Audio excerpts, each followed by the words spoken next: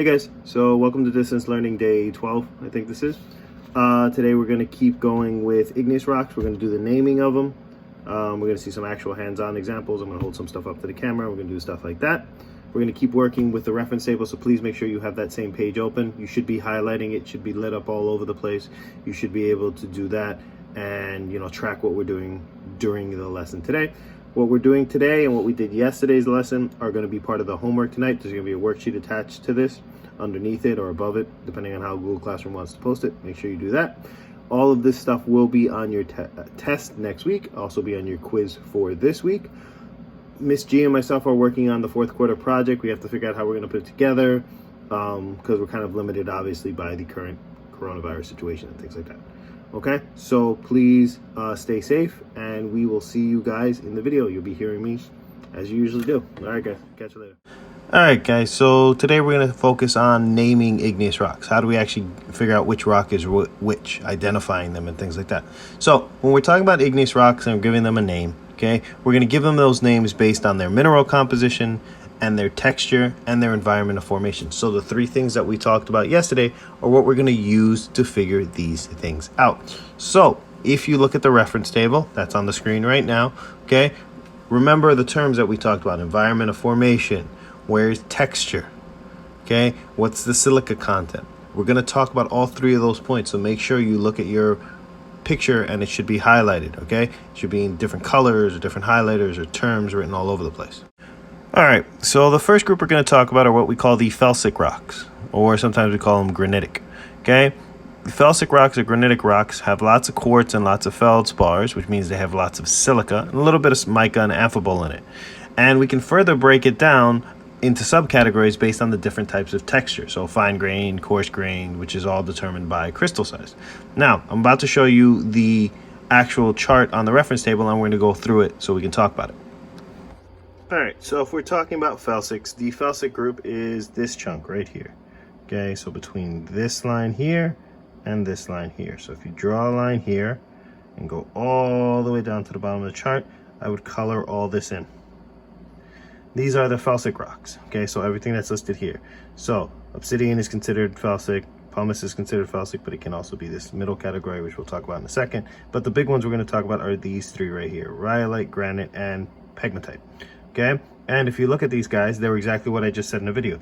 They have a whole lot of, now we don't get a whole lot of questions with actual percentages, but if you just look at it, if you figure out how much space is taken up, okay, so if you look here, this is between about 25% and 100%, so that's 75%. So if you were a rock here, you would be at 75% potassium. As you work your way up, it gets less and less and less. But you see, there's a lot of potassium, there's a lot of quartz. There's some other things like the feldspars and the biotites, which is a mica, and the amphibole, but not a whole lot of them. So this group right here, which is what we're talking about right now, these are your felsic rocks, okay? So we're going to go through each individual category and talk about each one and see what they are. So the first felsic rock we're going to talk about is granite. Granite is an intrusive rock, which means it forms where? Below the surface. That's its environment of formation, okay? It tends to have big chunky crystals, mostly made out of feldspar and quartz, like you can see in the picture above you. And it is the major component in the continental crust. So the land underneath our surface, most of the mountains and things like that that we see when we walk around, like the picture you see in front of you of Half Dome, which we saw before, which is a rock formation in Yosemite National Park, is made out of granite. And so here we have a nice big sample of granite. So if you look at this, you can clearly see that this one's got nice big crystals, much longer than 2 millimeters. You can easily see them with your eyes. Okay, so that tells you that this is a intrusive rock. You can see the large crystals of quartz, the big white ones.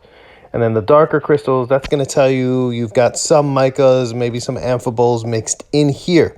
But how did we get these large crystals? Like we said, this rock had to cool incredibly slowly below the surface of the earth. And so this tells you that this has to be a intrusive rock. The light coloring and the large chunks of crystals, if we look really, really close, like you can see right here, right? Those big, huge crystals, that tells you that this rock's going to have a lot of silica in it. Therefore, it's granite. And so you can clearly see granite on the left-hand side of the chart, right there, where underneath rhyolite, above pegmatite, right next to where it says intrusive. So the next thing we're going to talk about are the fine-grained felsic rocks. Example of this would be the rock rhyolite, which you see on the screen now. Rhyolites can be a bunch of different colors. They can go from grays to pinks, depending on how much of the feldspars and what kind of feldspars they have. Sometimes they can contain voids, vesicles, if they were very vesicular, okay? But they tend to have tiny crystals, which you can barely see because they formed extrusively. So here we have a sample of felsic rhyolite. This is non-vesicular. It doesn't have any real big holes in it. But you can see also that you don't see any crystals. The black marks are pen marks. I've recorded this a bunch of times and kept poking it. Sorry. But if we look here, you can see there's no crystals on this that you can clearly see. It is light in color, and you have to trust me on this one. It is relatively low in density. Okay, so this would be an example of rhyolite. Now we just talked about rhyolite. So you see rhyolite is right here. So it is in this group, the felsic group right here. It is extrusive, it is volcanic. And you see there's two different types. There's vesicular rhyolite, which means it has the holes in it. And there is just regular rhyolite, which means it does not have the holes in it. The one that we just saw would be just regular rhyolite. All right, so the next group we're going to talk about are the andesitic rocks. The andesitic rocks kind of fall in between the felsic rocks and the other ones on the chart. They have a little bit less silica than the felsic rocks, but they have more than the rocks that come after them on the chart. Now, if we're following the chart, you can see them right here. You've got two rocks here. You've got andesite and diorite. Those are going to be two examples. In terms of color, they tend to be somewhere between light and dark, so they're kind of a mixture between the two of them. Density, once again, they're not as low density as something like granite or rhyolite, but they're also not as heavy and high density as the stuff on the right-hand side of the chart. And in terms of composition, if you're looking at the chart, okay, you're going to have not a whole lot of quartz, but you are going to have a lot of plagioclase feldspar, some more biotites, and some more amphibole. Now, the first of these rocks that we're going to talk about is the intrusive forming version of it, which would be diorite. Diorite is often called the Dalmatian rock, and the reason that it's called the Dalmatian rock is because it's speckled. It usually has a mixture of white and black, so it kind of looks like the skin of the dog, the Dalmatian. You can see it in the picture above you. So here we have a sample of diorite. So in this one, you can clearly see the mixture of the light crystals and the dark crystals. The light crystals being the things that have lots of silica in them, like quartz, and the darkers being things like pyroxenes and amphiboles, which tend to have a higher concentration of iron and magnesium. Okay, now this is going to have a bit more density than something like rhyolite or granite. Okay, this would be the intrusive or the plutonic andesitic rock. It forms below ground. It is much heavier. Okay, if you could feel it, trust me, you'd believe it. If you could compare this one to the granite, there is a marked difference between the two of them. So here you have the rhyolite, and here we have the granite. You can see the color difference between the two of them, much darker, and therefore, and this one's also much heavier. So the next andesitic rocks we have are the fine-grained ones, and the example of this is the rock that this group is actually named for, which is called andesite. Andesite is the second most common volcanic rock in the world. It is the rock that makes up the Andes Mountains, which is where you get the name for this. And in terms of all its properties, it's going to be the same as we saw with the diorite. It's going to be heavier, it's going to be a little bit darker, and it's going to contain the same general minerals, just the crystal size is different.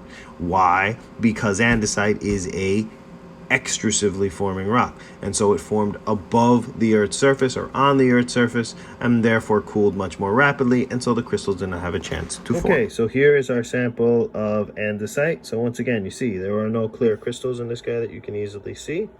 Okay, he is a little bit darker than the rhyolite. I'll put the rhyolite here just to compare the two of them, so you can see that there is a definite difference in color. The rhyolite is much lighter in color than the andesite is. And in terms of two of them that are both andesitic, okay, here you have the andesite versus the diorite. And if you look at the diorite, you can clearly see the crystals in the diorite. Big chunky crystals all over the place. I had a magnifying glass, you can see it even better. Whereas with the andesite, you can't quite see it as well. All right, so the next group of rocks that we have are what we call the mafics, or the basaltics. Okay, and these guys tend to have a silica content that is lower than 50% usually. Okay, but they do tend to contain a lot more of other minerals. They can tend to contain lots of pyroxenes and olivines, which collectively are what we call ferromagnesiums. That just means that they contain a lot of iron and a lot of magnesium. Now, you can see these guys on the chart right here. You've got your basalt, your diabase, and your gabbro. We're only really going to worry about the basalt and the gabbro. Now, if we go down, we can see the properties that we were talking about before. So the color is darker, the density is higher, and you have a lot of these mafic minerals. An example of this mafic rock would be gabbro. Gabbro is an intrusive, coarse-grained, which means big crystal, rock. What does that mean? That means that it formed below the Earth's surface. So it's going to have those big crystals because it had a nice long time to cool. What you see on the board above you right now is actually a sample of gabbro from upstate New York. Okay, we do tend to find gabbro in old oceanic crusts, and this is an example of it. Okay, here we have our sample of gabbro. Okay, gabbro is a mafic rock. It is a mafic intrusive rock, which means it's going to have the big crystals, and you can see a bunch of them. See big crystals there, big crystals all over the place. You see how it is a much darker rock. If we compare it once again to our granite, okay, you can see there is a definite color difference.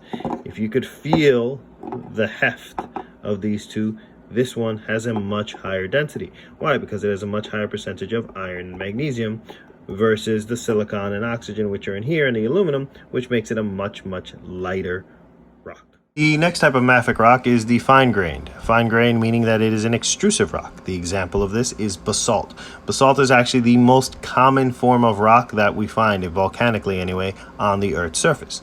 It's usually referred to as an ugly black rock, and that's because it basically is. Okay? Basalt forms when lava typically cools on the Earth's surface, forming very small crystals, lava that doesn't have a whole lot of silica in it, and so you get this ugly black rock. You will see it, for example, when the volcanoes in Hawaii, when their lava cools or reaches the ocean, typically this is the type of rock that you will form, as you see in the picture above you. Okay, now unfortunately, I do not have a sample of basalt with me. It was missing from the case, but the picture that you can see in front of you basically shows the same things. You don't see crystals, you'd need a magnifying glass, and if you compare it to the rhyolite, or you compare it to the andesite, it is much, much darker. It is much, much heavier, and it contains a heck of a lot more of those mafic minerals. All right, the last group of rocks we're going to talk about are the ultramafics. Now, the ultramafics are unique in that they usually contain less than 40% silica, okay? They tend to have no free quartz in them whatsoever, okay? And they have very high levels of olivine. These rocks are very rare on the Earth's surface. The reason being is these guys primarily formed when the Earth was younger and much, much hotter, okay? Now, the two main examples of these you have are two coarse-grained rocks. These two coarse-grained rocks are called peridotite and dunite. You can see them on the reference table right now. If you look, you see they're both coarse-grained, and you look, they have a lot of olivine, okay, but they have no quartz in them. This tends to make them kind of greenish in color, okay? It also tends to make them very, very, very dense. So, peridotite, if we look, is this rock that you see on the screen right now. You can clearly see the big green crystals of olivine. Okay, peridotite is the rock that we think makes up most of the Earth's mantle being much hotter than the surface. This would have been a rock that would have been erupted when the Earth was much, much younger.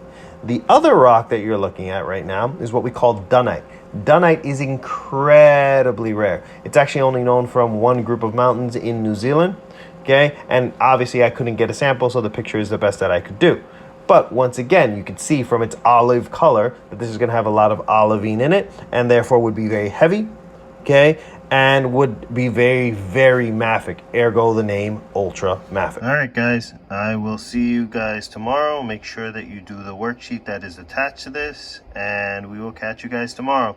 We will be having office hours today between 1 and 2 o'clock. So if you can, stop by. It's on the Google Calendar at school. Bye, guys.